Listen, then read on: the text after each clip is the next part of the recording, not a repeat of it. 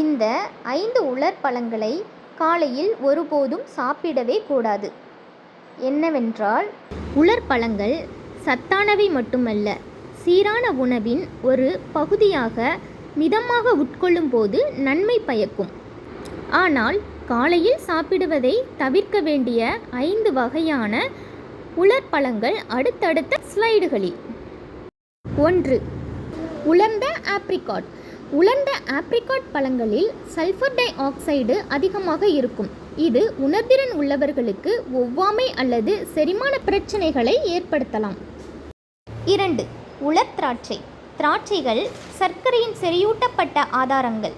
காலையில் அவற்றை உட்கொள்வதால் இரத்தத்தில் சர்க்கரை அளவு விரைவாக உயரும்.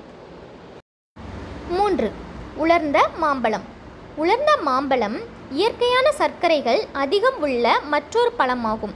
காலையில் அதை உட்கொள்வது இரத்தத்தில் சர்க்கரையின் அளவை விரைவாக அதிகரிக்க வழிவகுக்கும். 4. பேரிச்சம்பழம். பேரிச்சம்பழத்தில் இயற்கையான சர்க்கரைகள் அதிகம் உள்ளதால் இரத்தத்தில் சர்க்கரையின் அளவு வேகமாக அதிகரிக்கலாம். 5. உலர் அத்திப்பழங்கள்.